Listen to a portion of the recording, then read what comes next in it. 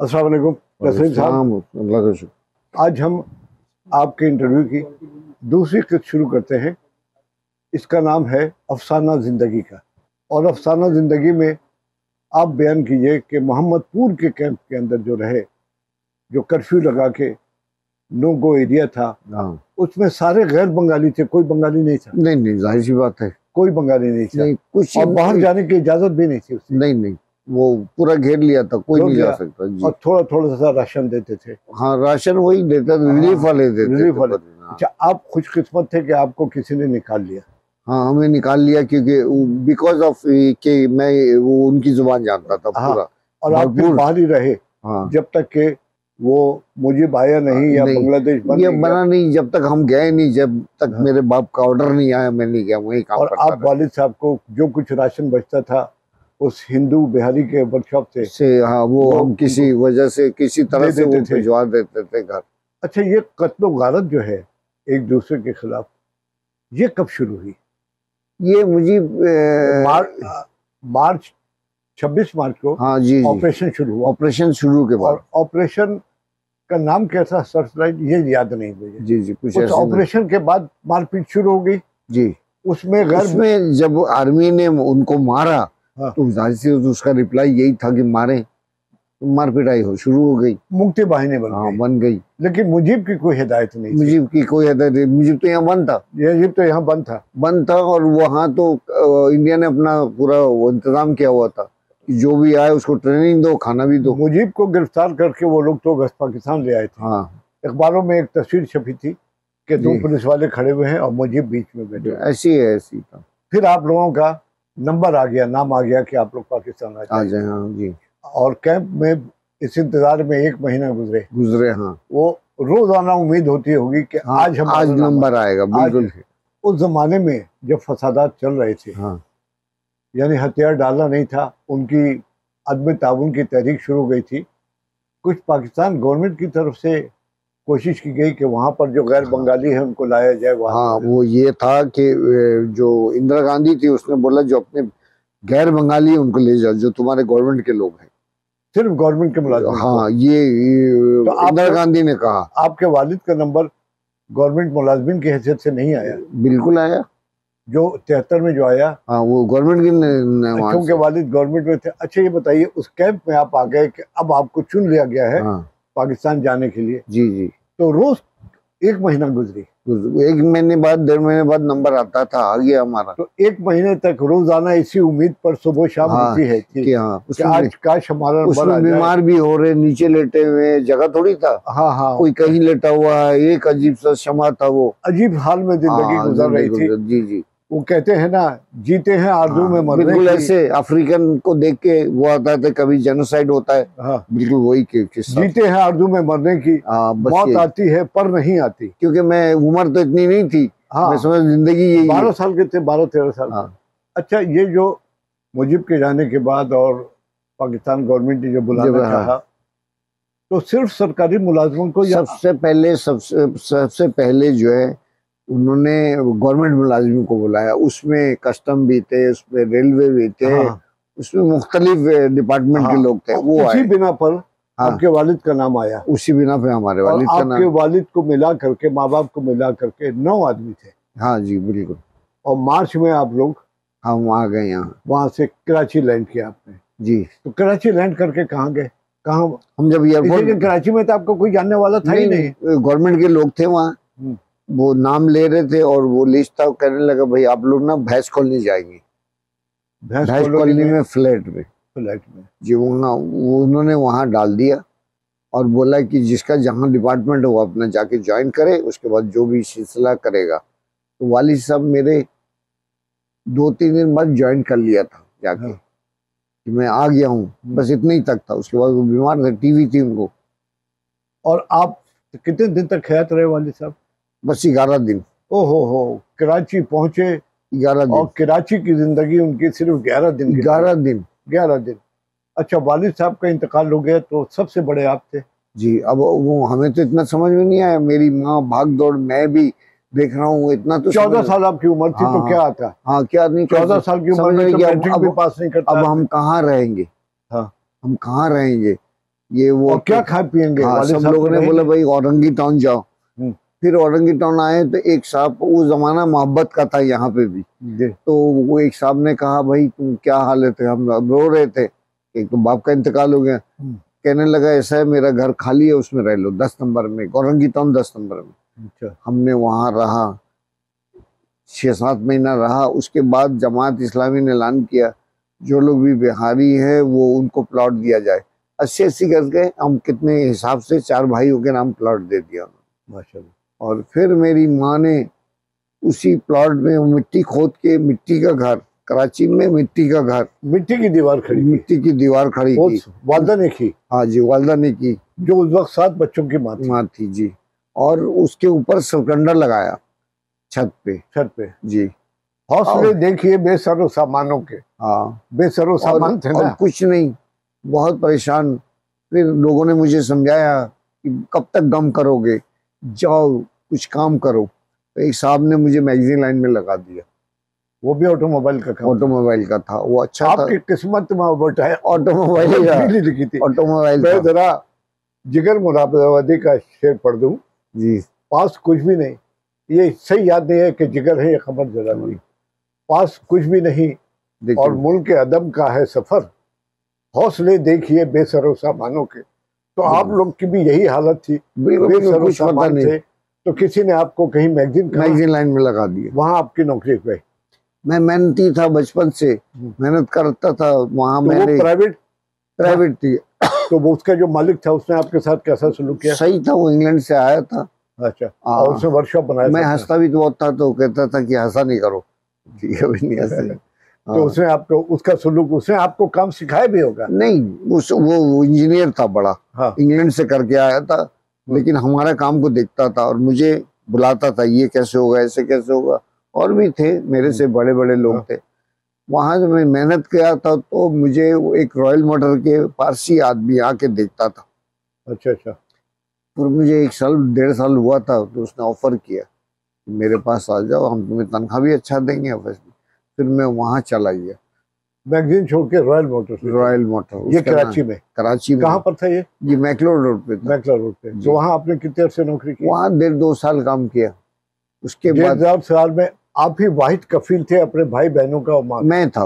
इसे के वालिद तो थे ही नहीं? कोई होता ही नहीं, वालिद तो थे ही नहीं। बच्चे अभी बड़े हो गए तो उनको मैं यही बोलता, तुम्हारे तो हमने 40 साल के, तुम क्या कर रहे हो। तो फिर आप वहाँ 1.5-2 साल रहे जी। 16-17 साल के थे। हाँ। फिर आपने पढ़ाई पे तवज्जो दी? पढ़ाई फिर मुझे पता लगा कि ये तो काम कर रहे हैं हम, अगर नहीं पढ़ा तो ये काम बेकार है। फिर आपने मैट्रिक पास किया कराची से? फिर इस्लामाबाद चला गया मैं।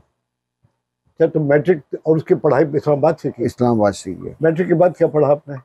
मैट्रिक के बाद मैंने प्रोफेशनल डिग्री होती है मुख्तलिफ किस्म के, वो किया मैंने बाहर से।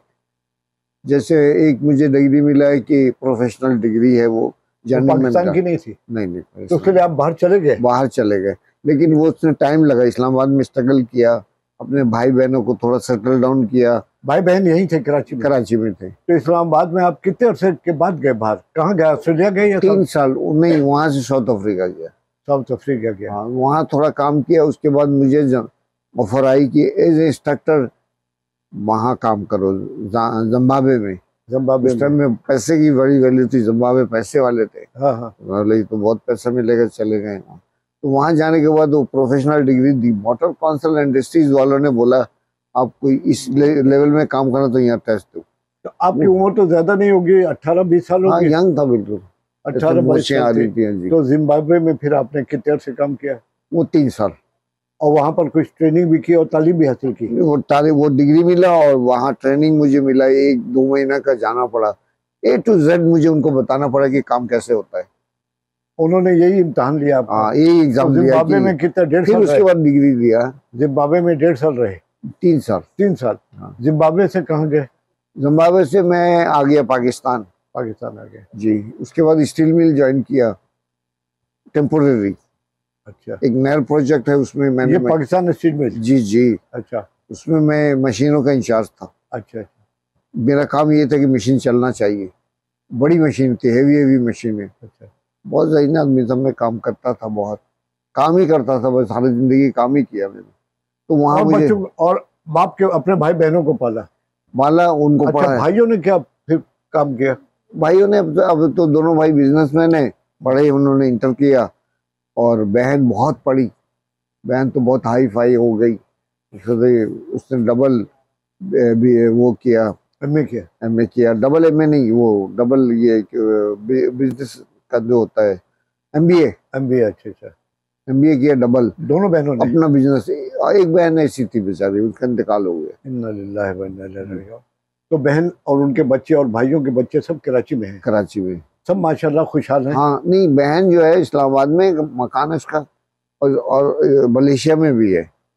तो बहन के भी मियाँ और बच्चे होंगे ना सब? हाँ, एक बच्चा, एक मियाँ है उसका। वो सब इस्लामाबाद में और मलेशिया में रहते हैं। और भाई आपके 4 भाई हुए ना आपके? जी, भाई बिजनेसमैन करते हैं, चारों यहाँ पर हैं हाँ, कराची में? बिजनेसमैन करते हैं। तो फिर आप इस्लामाबाद आ गए जिम्बाब्वे से, तो यहाँ कहाँ काम किया आपने? बताया ना, स्टील मिल में। स्टील मिल में कराची आ गए। कितने अरसे काम किया? वो भी 3 साल। नहर प्रोजेक्ट कंप्लीट हुआ, मैं तो उनका टेम्पोररी था, तो मुझे एक कंपनी, जर्मन कंपनी, सऊदी अरब ले गई। अच्छा अच्छा अच्छा। बड़ी हैवी ड्यूटी में। अच्छा अच्छा अच्छा। उस वक्त स्टील मिल की हालत ऐसी खराब नहीं थी जो? नहीं, वो तो रशियन लोग काम कर रहे थे। रशियन लोग करते थे। हाँ, तो ये फिर टाउन है ना, इसका भी मशीनें मैंने चलवाई। सऊदी अरब के कौन से शहर लगे? दमाम? नहीं, वो वहाँ गए, रियाद में। रियाद में? हाँ, कैपिटल है। कैपिटल में। तो रियाद में भी वर्कशॉप में काम किया आपने? नहीं, जर्मन कंपनी थी। जर्मन कंपनी की वर्कशॉप होगी ना? वर्कशॉप थी जी। ऑटोमोबाइल तो सुबह साइड पे जाते थे, ऑटोमोबाइल वही heavy duty equipment. Heavy duty equipment की जी। तो वहाँ भी आपको कुछ तजुर्बा मिला? 2000 डंपर, ये वो बड़ी बड़ी गाड़ी, चेन वाली, वो उसको हाइड्रोलिक सिस्टम फट जाता था। एक जर्मन के साथ मेरा ड्यूटी लगा। उसको आप काम भी करते थे या सुपरवाइज करते थे? नहीं, काम करता था। काम करते थे। वो बोल देता था ये देखना, बल्कि जो मुझसे सीनियर तो उनको काम समझ में नहीं आता था, तो जर्मन से मेरा इतना अंडरस्टैंडिंग हो गया था कि वो बोलता था तस्लीम ये देखना, ये तुम करा देना। यानी सब उसकी ताबून से आपने सीखा हैवी मशीनों पे? नहीं, हैवी मशीन मैं सीख रहा था जब मैं, इससे पहले जब मेरी शादी नहीं हुई, एक मतलब मैं सऊदी अरब आया था शुरू में। हाँ। तो वहाँ उस टाइम भी सीखा मैंने हैवी ड्यूटी का। तो इस बीच में आप शादी के प्रोसेस से भी गुजर गए? नहीं, शादी तो बहुत बाद में हुआ। बहुत बाद में हुई जी। तो आप रियाद में गए। रियाद में जर्मन कंपनी में कितने अरसे रहे? उसमें भी 3 साल, 3.5 साल रहा, उसके सर्टिफिकेट वगैरह सब है। फिर उसके बाद कहाँ गए आप? फिर आ गया पाकिस्तान। 3.5 साल बाद पाकिस्तान आ गए। फिर मैं गया। यहाँ कहाँ नौकरी की पाकिस्तान आके? नौकरी नहीं की, मेरा अपना काम था वहाँ, मुक्का चौक के पास ही एक शॉप था वहाँ। अच्छा अच्छा। वो भी अपने ही था, थोड़ा दिन किया, हालात खराब हुए, मैं ऑस्ट्रेलिया चला गया। ऑस्ट्रेलिया चले गए। और मतलब ये है कि शहर शहर फिरते रहे? जी, शहर 50 साल शहर फिरते रहे। ऑस्ट्रेलिया में भी वर्कशॉप में काम किया? जी, बड़ी कंपनी थी। अच्छा। लीवेंस के नाम से। अच्छा। जी, अभी भी है, नेट में देखेंगे तो नजर आ जाएगा। अच्छा अच्छा। और वहाँ भी यही सुपरविजन था आपके? बहुत इज्जत मिली। हैवी मशीनों का? नहीं, वो टोयोटा कंपनी थी। टोयोटा कंपनी कौन से शहर में ऑस्ट्रेलिया के? मैं वो फुटस्करे एक जगह था, वहाँ था। अच्छा, छोटी जगह होगी? नहीं, बड़ी जगह। ऑस्ट्रेलिया से ट्रेन में बैठ के जाता था, आधे घंटे में आ जाता था। आधे घंटे में आ जाता। क्या नाम था? तो बड़े बड़े जगह, फुटस्करे, वो जगह का नाम फुटस्करे और लीवेंस टोयोटा। और बड़ा शहर कौन सा उसके करीब था? सिडनी, पर्थ, मेलबर्न वगैरह? मेलबर्न क्रिकेट का हेडक्वार्टर वहाँ? जी, मैं वहीं था, मेलबर्न में था। तो आप ये बताइए, इतना जो आप घूमते रहे तो आपको ढाका याद आता रहा? ढाका वक्तन फक्तन याद आता रहा, जाहिर सी बात है, पैदा हुए और आप 14 साल के थे जो आप आ गए। हाँ, और मुझे मोहब्बत भी मिली। बंगाली मुझसे नहीं करते थे, तो बंगाली लेके गया, धोती पहना दिया, बोले चलो। लोग तलवार लेके खड़े, ये करे, हालात खराब हो गए थे। जब आप लोग मोहम्मदपुर में कैंप में थे जी, तो बंगाली आपको धोती पहना करके लेके गया और बोल रहे ये जुबान तो जानते ही हो। हाँ। पूछा भी कि कौन है, कहता ये मेरा भाई है। कहा ऐसे गया था देखने के लिए। तो फिर आप ऑस्ट्रेलिया गए और ऑस्ट्रेलिया में आप ये वक्तन फक्तन बंगाली दोस्त भी याद आते रहे आपको? जी, और मैं स्पीक करता था, जैसे मैं दुबई में था तो बहुत बंगाली इर्द गिर्द मेरे थे। अच्छा, दुबई के अंदर तो, और BMW राउंड अबाउट के इधर जो वर्कशॉप थे, बंगाली लोग थे। बंगालियों का बड़ा। हाँ, तो उनसे मैं जुबान बोलता था, तो वो हमदर्दी हासिल होता। तो बांग्लादेश के आपकी जो 14 साल को उम्र में बांग्लादेश छोड़ा, उनके किसी दोस्त की याद तो नहीं होगी अब आपको? नहीं याद है। वो जिसको आपको लुंगी पहना करके ले गया। हाँ बिल्कुल यार, लेकिन उससे कोई राब्ता अब जिंदा है नहीं है पता नहीं, मुझसे उम्र में बड़ा था वो। और दोबारा आपका बांग्लादेश बनने के बाद जाना नहीं हुआ? एक मरतबा गया था मैं, कब? आज से कोई 30 बहुत पहले गया था। 30 साल हो गए होंगे जी। एक फरीदपुर एक जगह था, वहाँ बाबा कोई था, मेरा एक दोस्त जाया करता था, उसके घर वाले ने बोला भाई इसके साथ जाके देखो, तुम्हें जुबान आता है करता क्या है। अब उसका भी इंतकाल हो गया मेरे दोस्त का, वो फिर लंबी स्टोरी है। वो मैं आपको लेके गया फरीदपुर लेके गया, बाबा के पास गया जी। तो उसमें आपको पुराने लोग कोई नजर नहीं आए? नहीं, मैं गया अपने घर में, लेकिन आए नजर, उन्होंने बोले रुको, रुकने का टाइम नहीं था कि मैं किसी के साथ गया था। अच्छा, जो घर आपका था मोहम्मदपुर हाँ। में, उस घर पे तो बंगाली आबाद होंगे? बंगाली आबाद है जो यहाँ से गए? जी जी। तो उनको आपने बताया कि हम यहाँ पर, ये हमारा घर नहीं, था? वो तो बात करने के लिए तैयार ही नहीं था। तो किसने बोला आपको कि रुको फिर यहाँ पर? वो सारे जो वो जानते थे मुझे, हाँ हाँ, वो लोग बोला। और जिनको मकान जिनके पास नॉन बंगाली भी तो रह गए थे ना। हाँ हाँ, सारे थोड़ी आए, उनमें से बोलते थे। अब तो उन्होंने उनके बच्चे शादी वादी कर लिया, वो बंगाली बन गए। हाँ हाँ। तो बस अब हम और आपसे बात करेंगे, लेकिन तीसरी किस्त उसकी आएगी इंशाल्लाह। इंशाल्लाह। ठीक है, शुक्रिया।